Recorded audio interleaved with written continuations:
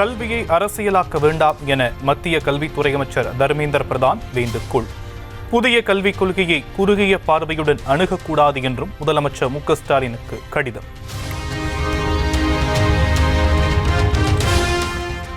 ஆயிரத்து 1968 ஆண்டு முதல் மும்மொழி கொள்கைதான் நாட்டின் முதுகெலும்பாக இருந்தது என மத்திய அமைச்சர் தர்மேந்திர பிரதான் கருத்து. புதிய கல்விக் கொள்கை மூலம் வரலாற்று பிழை சரி செய்யப்பட்டு தமிழ் உள்ளிட்ட மொழிகளுக்கு கல்வியில் உரிய இடம் கிடைக்கும் எனவும் கடிதம்.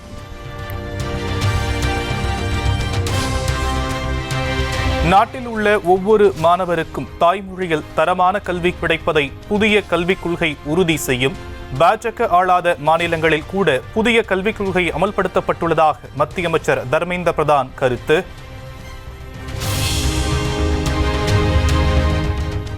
தமிழ்நாட்டிற்கு சேர வேண்டிய நிதி உரிமையையும் கல்வி தொகையையும் தான் கேட்கிறோம் என துணை முதலமைச்சர் உதயநிதி ஸ்டாலின் பேட்டி.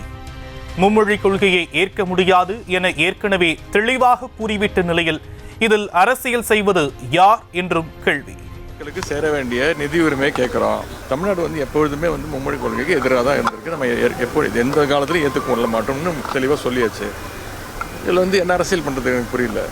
மொழி போருக்காக பல உயிர்களை கொடுத்த மாநிலம் தமிழ்நாடு. தமிழர்களுடைய உரிமை அது, கல்வி உரிமைங்கிறது.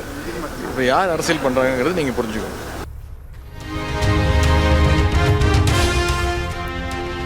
ஹிந்தியை மட்டுமே படிக்கக்கூடிய மாநிலங்களில் கல்வி தரத்தின் நிலை என்ன என திமுக செய்தி தொடர்பாளர் டி.கே.எஸ். இளங்கோவன் கேள்வி. கல்வியில் முன்னணி மாநிலமாக உள்ள தமிழ்நாட்டில் ஹிந்தியை படித்தால் மட்டும் நிதி தருவோம் என கூறுவது தான் அரசியல் எனவும் குற்றச்சாட்டு. வேண்டும். எங்கே கல்வி தரம் குறைவாக இருக்கிறதோ அங்கே ஏதாவது ஒரு புதிய திட்டத்தை, புதிய கொள்கையை நிறைவேற்றி அந்த தரத்தை உயர்த்த அவர்கள் முயல வேண்டுமே தவிர, கல்வி தரத்தில் உயர்ந்த நிலையில் இருக்கிற ஒரு மாநிலத்திற்கு பணம் தர மாட்டேன் என்று சொல்வதே இங்கே கல்வி தரத்தை அழிப்பதற்காக அவர்கள் எடுத்துக்கொள்கிற முயற்சியாக பார்க்கிறேன். இது அரசியலமைப்பு சட்டத்துக்கு எதிரானது.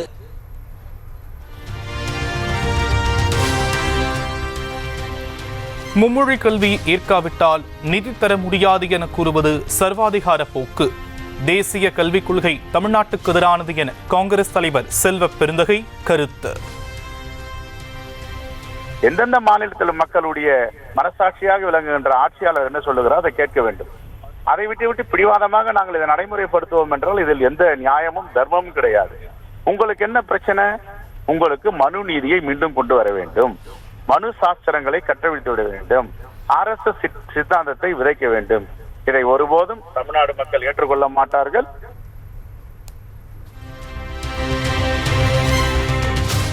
கிருஷ்ணகிரி அருகே பெண் பாலியல் வன்கொடுமை சம்பவத்தில் தலைமறைவாக இருந்த நபரை சுட்டுப்பிடித்த போலீசார் தங்களை தாக்கிவிட்டு தப்ப முயன்ற போது தற்காப்புக்காக சுட்டதாக போலீஸ் விளக்கம். மற்றொரு நபர் தப்ப முயன்ற போது கால் முறிவு.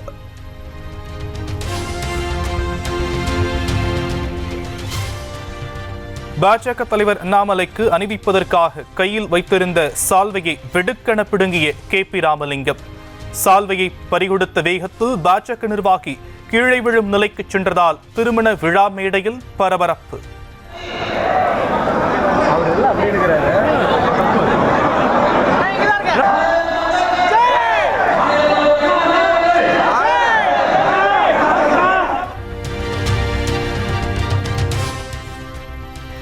கோவையில் 17 வயது சிறுமி கூட்டு பாலியல் வன்கொடுமை செய்யப்பட்ட சம்பவம் தொடர்பாக தேசிய மகளிர் ஆணையம் தாமாக முன்வந்து விசாரணை.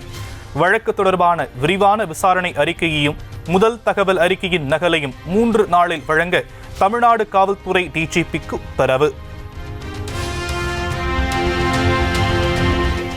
சென்னையில் ஆபரண தங்கத்தின் விலை சவரனுக்கு 360 ரூபாய் சரிவு. ஒரு பவுன் 64,200 ரூபாய்க்கு விற்பனை.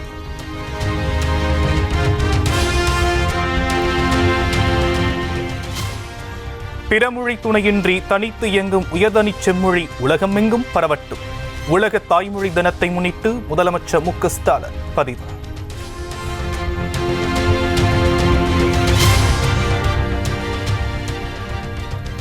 சுமார் 1400 கோடி ரூபாய் மதிப்பிலான திட்டங்களை வழங்குவதற்காக கடலூர் செல்கிறார் முதலமைச்சர் மு க ஸ்டாலின். செல்லும் வழியெங்கும் திமுக கொடி வர்ண பலூன்களுடன் திரண்டு வந்து வரவேற்பளிக்கும் தொண்டர்கள் மற்றும் பொதுமக்கள்.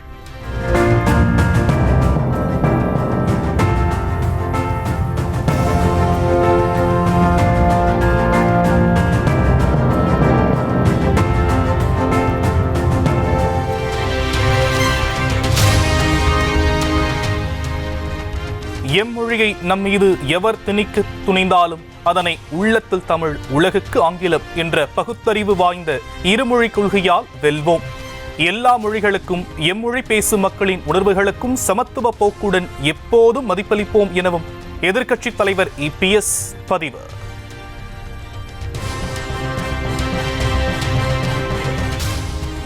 கோவை ஈஷா யோகா மையத்தில் விதிகளுக்கு உட்பட்டு மகா சிவராத்திரி நிகழ்ச்சிகள் நடத்தப்படுகிறதா என உயர்நீதிமன்றம் கேள்வி. நீர், காற்று, ஒலி மாசு விதிகள் மீறப்படுகிறதா என்பது குறித்து ஆய்வு செய்து அறிக்கை அளிக்க மாசு கட்டுப்பாட்டு வாரியத்திற்கு உத்தரவு. ஸ்ரீவைகுண்டத்தை தொடர்ந்து புறக்கணிக்கும் அரசு பேருந்துகள். ஆட்சியரின் எச்சரிக்கையை ஒரே நாளில் காற்றில் பறக்கவிட்டதால் அதிர்ச்சி.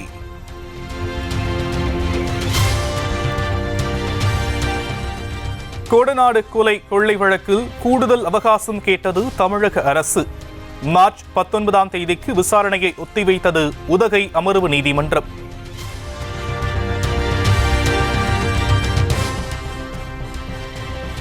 காலில் ஏற்பட்ட காயத்திற்காக சென்னை அரசு பெரியார் நகர் மருத்துவமனையில் அனுமதிக்கப்பட்ட சிறுமி மரணம். தவறான சிகிச்சை காரணமாகவே குழந்தை உயிரிழந்ததாக கூறி உறவினர்கள் முற்றுகை போராட்டம்.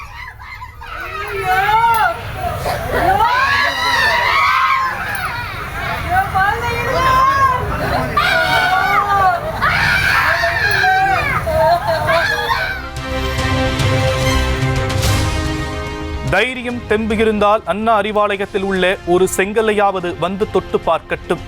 பாஜக மாநில தலைவர் அண்ணாமலைக்கு அமைச்சர் சேகர் பாபு சவால் என்று சொல்லியிருந்ததற்கு தான் அந்த பதிலை கூறியிருக்கின்றார். இப்பொழுதும் சொல்லுகிறோம், தெம்பு இருந்தால், திராணி இருந்தால், தைரியம் இருந்தால் அண்ணா சாலையிலே அமைந்திருக்கின்ற அண்ணா அறிவாலயத்துடைய ஒரு செங்கல்லையாவது வந்து தொட்டு பார்க்க சொல்லு என்று தான் சொல்லுகிறோம். அண்ணா அறிவாலயத்திற்கு செல்ல அண்ணாமலை எதற்கு? நானே செல்வேன் என கூறிய பாஜக மூத்த தலைவர் பொன் ராதாகிருஷ்ணன். நானே வரேன், எங்க வரணும்னு சொல்லுங்க, என்னைக்கு வரணும்னு சொல்லுங்க, டைமை குறிங்க. திமுகவில் இணைய எப்போது வேண்டுமானாலும் வரலாம் என அமைச்சர் சேகர் பாபு பதிலடி.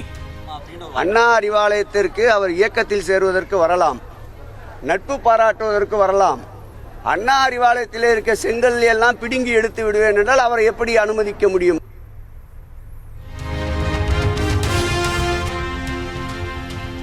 சென்னையில் பாட புத்தகங்களை கையில் ஏந்தி ஆசிரியர்கள் போராட்டம். நியமன தேர்வில் தேர்ச்சி பெற்று 8 மாதங்களாகியும் பணி நியமனம் செய்யப்படவில்லை என முழக்கம்.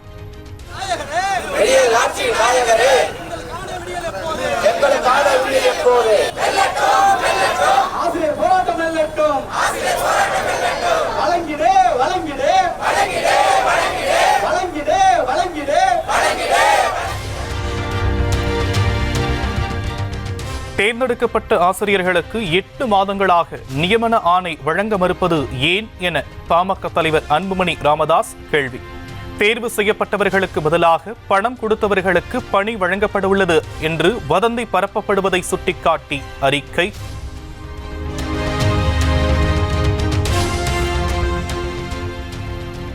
திருவாரூர் மாவட்டம் நீடாமங்கலம் அருகே அரசு பேருந்தில் இருந்து தவறி விழுந்த பள்ளி மாணவி. மேடு பள்ளத்தில் பேருந்து வேகமாக ஏறி இறங்கிய போது மாணவி தவறி விழுந்த CCTV காட்சி.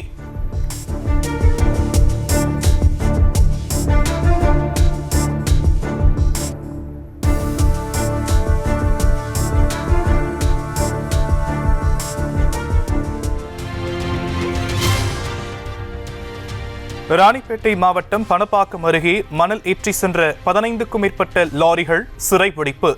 பள்ளி நேரங்களில் புழுதியை பரப்பிக்கொண்டு அதிவேகத்தில் செல்வதாக கூறி சிறைபிடித்த பொதுமக்கள்.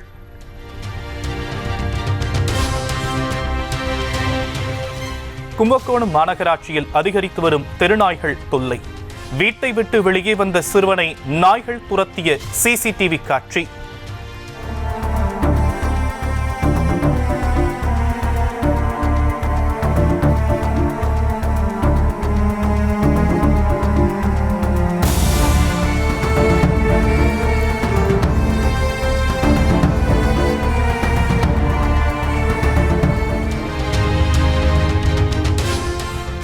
விழுப்புரம் மாவட்டம் இருவேல்பட்டு கிராமத்தில் தென்றல் புயல் பாதிப்பை ஆய்வு செய்ய சென்ற போது அமைச்சர் பொன்முடி மீது சேறு வீசிய விவகாரம். தலைமறைவாக இருந்த ராமகிருஷ்ணன் என்ற நபரை கைது செய்த தனிப்படை போலீசார் 3 பிரிவுகளின் கீழ் வழக்கு பதிவு செய்து சிறையில் அடைப்பு.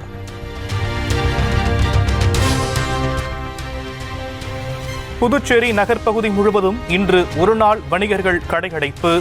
ஆக்கிரமிப்பு என்ற பெயரில் பொதுப்பணித்துறை மற்றும் நகராட்சி அதிகாரிகள் அடாவடித்தனமாக நடந்து கொள்வதாக குற்றச்சாட்டு.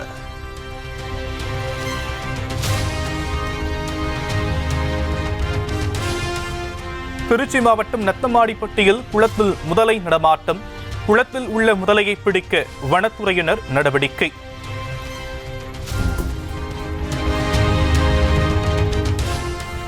ஜல்லி, எம்சான் போன்ற கட்டுமான பொருட்கள் விலை உயர்வால் சிரமம். 500க்கும் மேற்பட்ட கட்டட ஒப்பந்ததாரர்கள் திருவாரூர் மாவட்ட ஆட்சியரகம் முன்பாக போராட்டம்.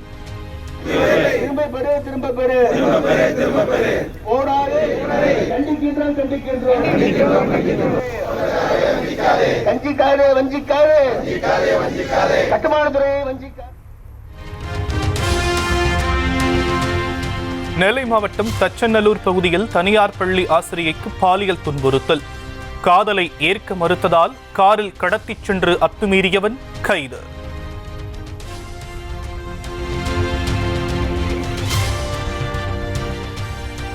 ஈரோடு மாவட்டம் ஆசனூர் அருகே டீசல் டேங்கர் லாரி தலைக்குப்புற கவிழ்ந்து விபத்து. பைக் மீது மோதாமல் இருக்க பிரேக் அடித்த போது விபத்து ஏற்பட்டதாக தகவல்.